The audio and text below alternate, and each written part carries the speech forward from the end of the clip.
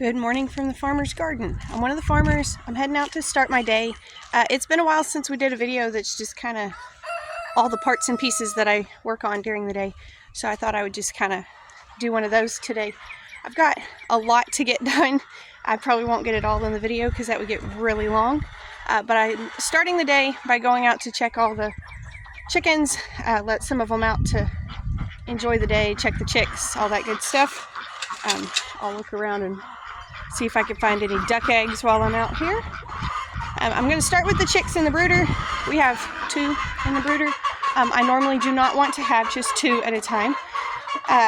If you're on our Facebook page, you have seen that we're having trouble with our incubator this year. And I'll talk about that in a little bit too, because I have to check the incubator as well. But I got just 2 in here. They have water, they have food.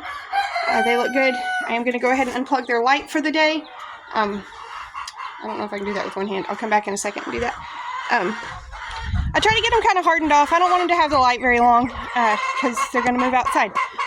But we only have 2 in there. There were supposed to be 30 and 2 hatched, only 2. And then there was like another 40 that were supposed to hatch a week later, and absolutely none of them have hatched. 0. We'll talk more about the incubator when I get over there. This is the chick pen, and they scooch dirt behind the door, and then I can't get in. I need to get a rake today and clean it out so that I can get in and out better. Chickies! Oh, it looks like we lost one last night. And I was so excited. I had not lost any of these up until now. So that's really disappointing. She got herself stuck in a corner. It was one of the older ones. I had 22 of these older ones, and she got herself in a corner and got stuck.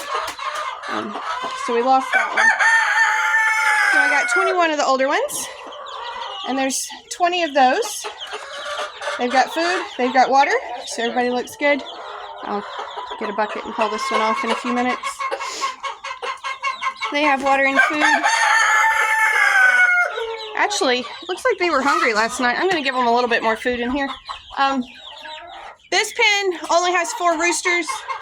One of them is going to add to a breeding flock soon. The other 3 are going in the freezer. This pen has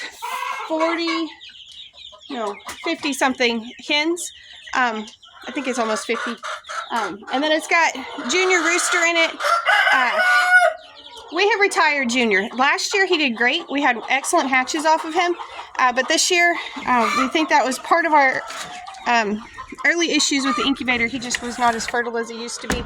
So we retired him. He just gets to kind of protect those girls. This is our actual breeding flock. We've got, I think it's 11 hens and 1 big rooster in there. Everybody's looking good. I'll let these girls out, and then, like I say, I'll haul off that 1 chicken and turn off the heat lamp. Other than that, chickens look good. The next thing I'm doing is checking the greenhouse. I don't think we have any sprouts up, but we'll check. But I do need to water what we have. So 4 of these trays are cole crops. So those over there, we've got like broccoli and cabbage and cauliflower I think it's broccoli, cabbage, cauliflower, and a mix, I think is what we ended up doing. And then we have our mix packs over here. So these are tomato 6-packs, but they have 5 different varieties. So you get 2 Roma tomatoes and then 4 heirloom type varieties. So again, nothing is up yet. I just need to water them. I had Skeet fill up my watering can last night while he was out feeding, so I could get them this morning. Not a lot of excitement in here right now. Hopefully these will be up in a few days.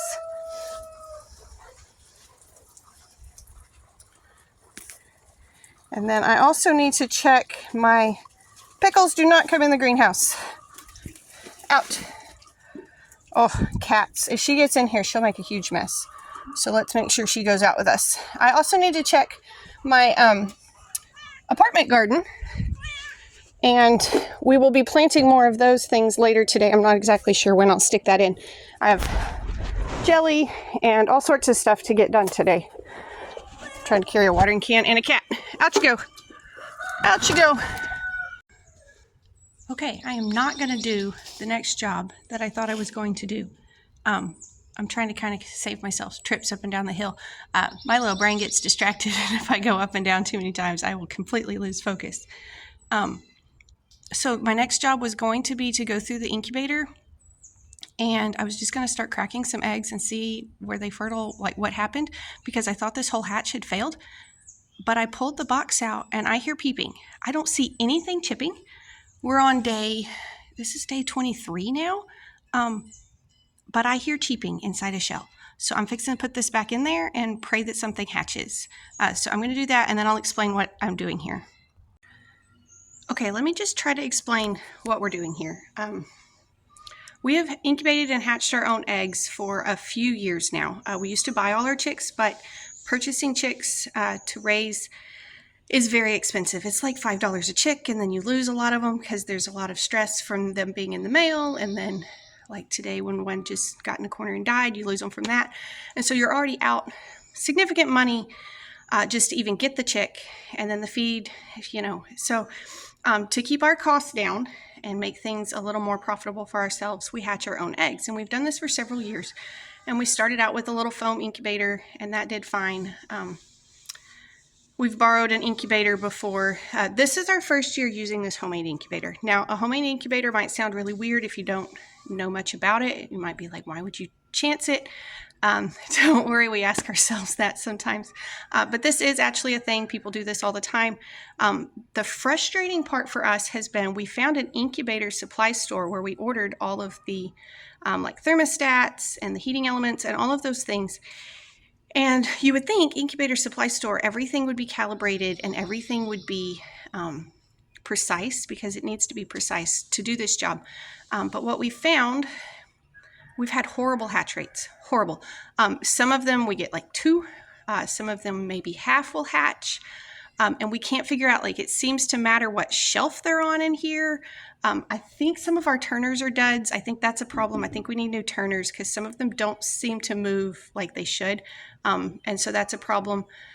But like, we've changed so many things.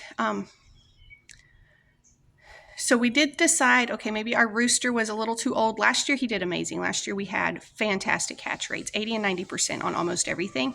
But now we've swapped to a younger rooster, thinking maybe that was part of our problem.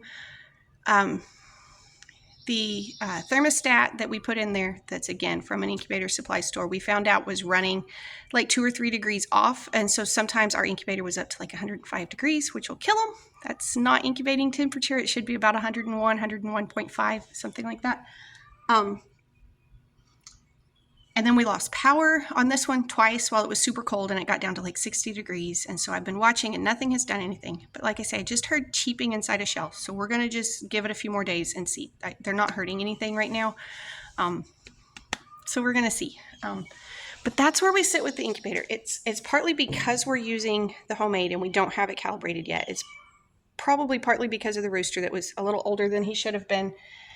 I'm completely self-taught. We read things and we experiment and we use some common sense, but we're not professionals at all. We're just trying to hatch what we need. And we have a bunch of people that have been asking, oh, I need chicks, I need chicks, I need chicks. And yes, we would love for you to have chicks, because what we run into this time of year, we need to sell about every other hatch group to cover the feed for the chicks we're raising. The eggs that we sell cover the chicken feed, and they do fine for that. But we would have to sell them at like $8 or $9 a dozen to also cover the chick feed. And I don't want to. We could, but I don't really want to. So we need to be hatching chicks to raise for ourselves and hatching chicks to sell to pay for the feed for the chicks we're raising for ourselves. It's a lot. All right, so my next job is to haul some hay down to the goats and then toss the little chicken. All right, I'll show off the goats for a second as long as we're down here. That's Stella. This is Queenie. That's Frank. Our man Nubbins.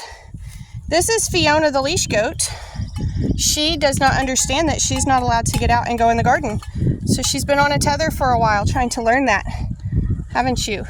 And And she has water, she has food, she has shelter. So don't panic about Fiona. And then this is Bucky. Bucky is fantastic. We're loving him. And it'll be just a couple more weeks, a few more weeks. That one can be weaned. A little bit longer than that, these will be weaned. Everybody's looking good this morning. Good morning, Stella. These are the sweetest babies. They're so cute, and I love their little waddles.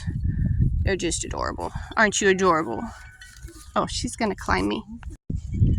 While we're on the subject of goats, I am fully convinced that goats eat more than cows. I'm convinced. Their lot in here should have a lot of brushy stuff, but it does not, because they keep it mowed clean. I cannot wait until we can get a fence up for them to go in the woods and really browse and forage around.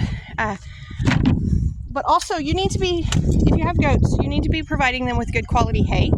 A lot of people fall for one of the greatest marketing tactics agriculture has ever known, and that is goat hay. And people go, oh, it's goat hay, it's made for goats. No.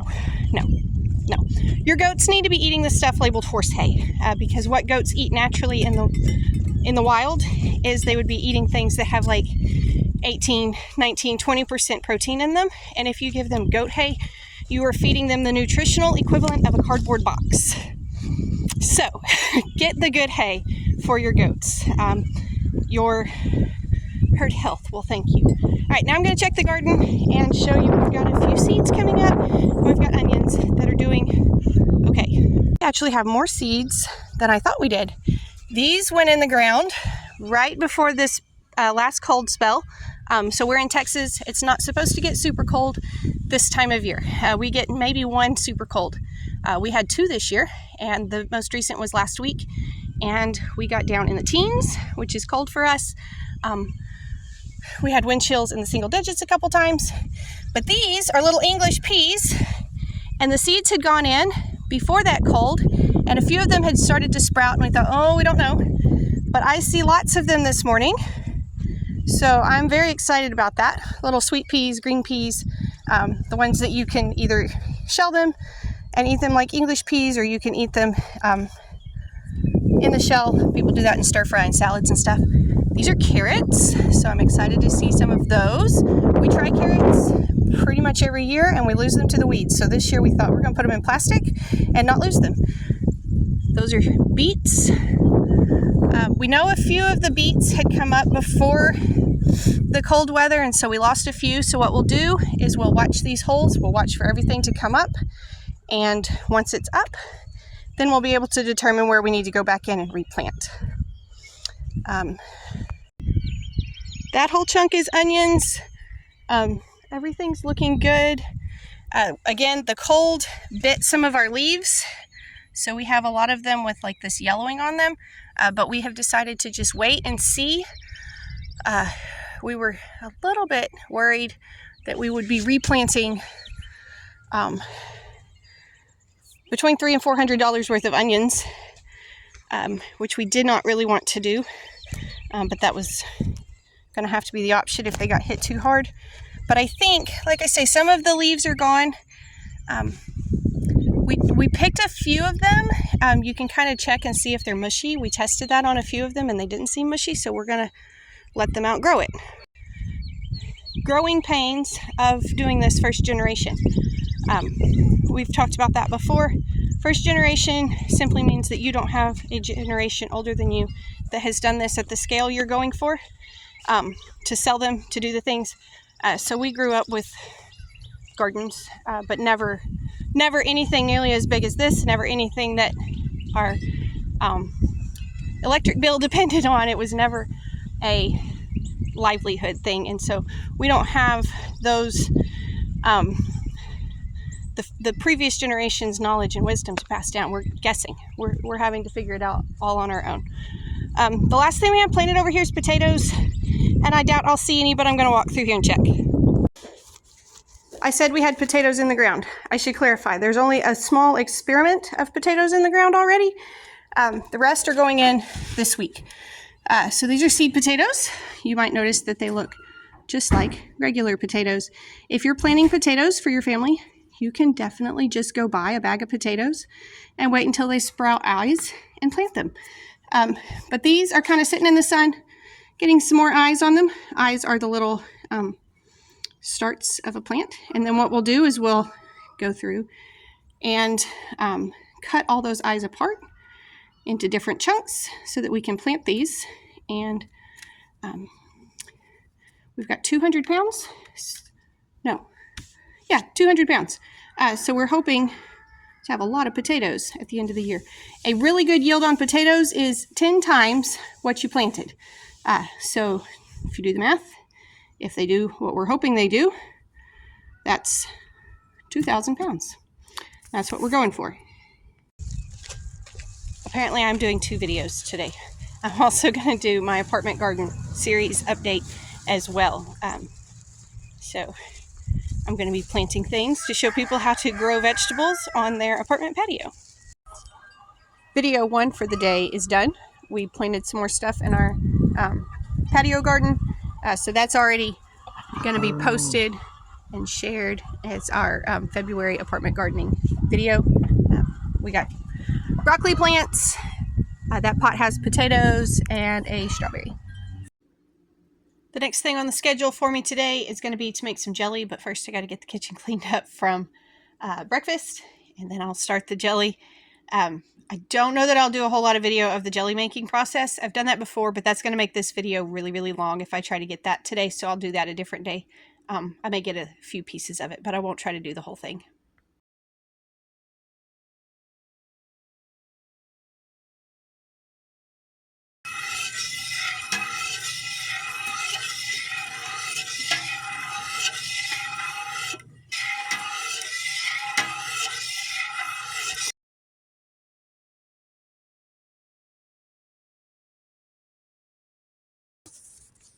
It's about 2 o'clock. I've been making jelly since like 10 or something this morning, but I wanted to give a little incubator update.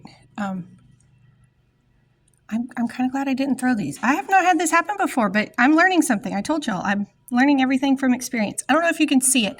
There's a green egg, so there's blue in the corner, and then that green one right there, it is pipped, and then that one right there is pipped a little bit, just a little bit. I don't know.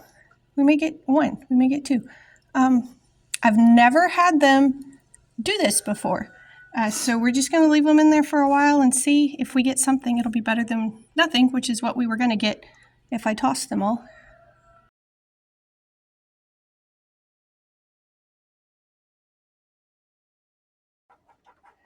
Alrighty, it's been probably 6-ish hours since I started making jam. I got 40-something jars done today, 3 different flavors. I got Mystery Heat jalapeno and strawberry jalapeno are finished. And then I also prepped the fruit for salsa jam and Texas luau jam. So I'll do those tomorrow. My record in a day is 80-something jars. I was aiming for that, but it's not going to happen today. 40-something jars are waiting to finish sealing and cool and all that stuff, and then we'll get them labeled later as well. So it's nearly 4 o'clock now, so I got a little bit of downtime, and then it'll be time for feeding and that sort of thing as well. I don't know if I'll do the feeding in this video. That'd get pretty long. Yeah, I'll do it. I'll do the whole thing. So it might be kind of a long video. But the last thing we have for the day is just some feeding and checking all the animals again for the night. Still just 1 egg looks like it's pipping. We'll see what happens with that. I don't know. Okay, it turns out I don't have as much time to kill as I thought I did, because I forgot we have someplace to be this evening. So I'm going to go out and do the feeding now, or at least some of it. I might not finish it all before we have to leave, but I'll get the girls locked back up and feed out and that sort of thing. Normally the kids do most of the feeding for us. It's kind of their deal. But they're enjoying this beautiful day right now, so I'm going to let them play for a little while. The easy part is going to be putting these girls up. I have a bucket of scraps. Come on, girls. I love to listen to Junior out here. So Junior Rooster there, he's always clucking to the girls, tell them to come. Come on, chickies. Now the trick is to get in the door Come on, girls. Come on, girls. Now they are getting all sorts of jalapeno scraps today. Some people kind of freak out and refuse to feed peppers to their chickens because it'll make the eggs taste bad. We have never noticed a problem. On the flip side, some people will also try to tell us when it's really cold, oh, you've got to feed them peppers, it'll make them lay. No, that doesn't work either. Just like a woman cannot go into labor by eating a taco, you cannot actually create additional eggs by feeding spicy food. It does not actually work that way. Got one straggler. Here she comes. So they're going to enjoy their scraps, and I'll go ahead and start scooping feed as well. It looks like a trip to the feed store is on tap for tomorrow. The chickens go through 150 to 200 pounds in 7 days. It's been about 150 lately. The chicks go through not quite 50 pounds in a week. I tend to buy the chick feed like once a week for a while, and then I'll get to skip a week because I'll have some extra. But I've only got 40-something chicks right now. We keep feed out, free choice for the chickens, but they're also out of the pen during the day to forage around. Yes, there is corn in our feed and a small bit of soy. This is the same feed we've used for over 10 years. The one time we attempted to change feed was a disaster, so we do not change anymore. One thing we have also heard over the last 10 years, I get eggs from so-and-so and theirs aren't as good. I've gotten eggs from this place or that place and they're not as good. I only like your eggs. We don't know why that is, but we're happy people feel that way. This is our breeder pen. That is our young roux we're using right now. His name is Soda Pop. He's a big red rooster. And these have been laying pretty good. I have not put as much emphasis as I should onto things like shell quality, like that one. Oh, I gotta get it in the right lighting and get its focus. Yeah, that one has some like weirdness there on the end. Normally you would not keep a chicken like that in with your rooster, just because that's not really the shell quality that we're going for. I have not put as much emphasis on that. As I've said multiple times through this video, I'm still learning.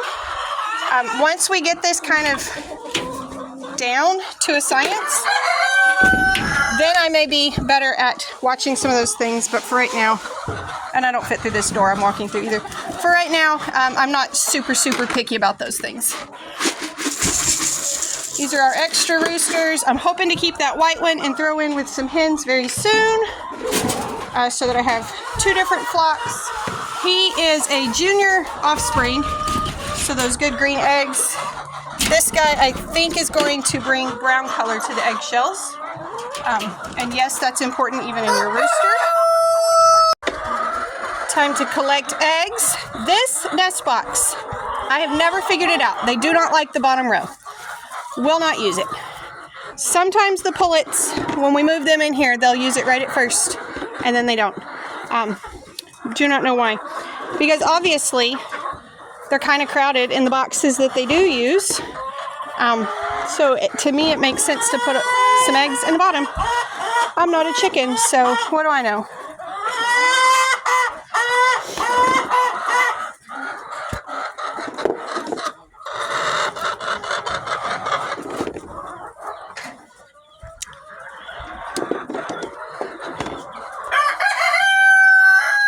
I just love the sounds out here in the evening.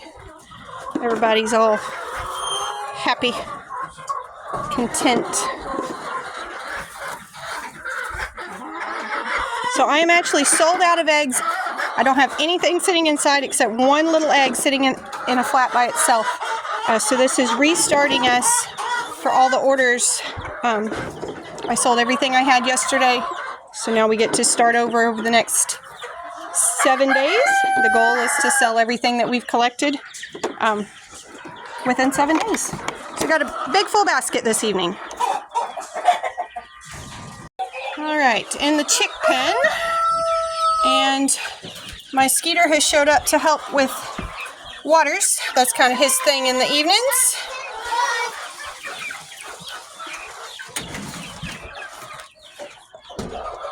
Set that outside for him. We do have 2 hens in this pen with our chicks. One of them was a pullet that was kind of pestered. This one right here, she did not get along in there. She was getting pecked on. And this one, who I never find an egg from in here, we caught her with yolk on her face. She was eating eggs. So she is in line to go in a stew pot whenever those go in a stew pot. And I don't find her egg in here, which means that every time she lays it, she eats it. So that's inconvenient. These are looking good. Just need to give them some food and water. Just a couple of notes in case you have chickens of your own. This is actually not enough feeder space in this pen. We need to add another feeder like that one, but for now we're using this one too. If they're too crowded at the feeder, they start to peck each other. We ran into that last year, and that is why all of the young birds have bald backsides. When they're too close together at the feeder, they peck at each other and they pick feathers out. All of those feathers will grow back when they molt this fall. That part's not an issue. They just look terrible. The other thing I was going to point out is that we dump and spray out waterers almost every night. There is very rarely a night that we look at it and go, that's clean enough, that can wait until tomorrow. Chicks for sure need lots of water because they're growing, but there's a lot of water needs for the laying hens as well, and so we dump those out and hose them out as necessary and refill them every night. All right, that about wraps it up for the evening. 2 of the kids are down the hill taking care of goats, hay and feed and water and all that stuff for them. Chicks in the brooder look fine. Chickens have now been fed, so they'll get locked up for the night. So that's about it. I do have somebody interested in eggs, so I'm probably going to go in and wash a few eggs for her real quick. And then that's kind of it. So thank y'all for stopping by the farm today. I know it was a longer video, but I appreciate you watching, and I hope you learned something. Y'all be sure and tell your friends about our YouTube channel so that they can come and learn with us as well. And come back when you can stay longer.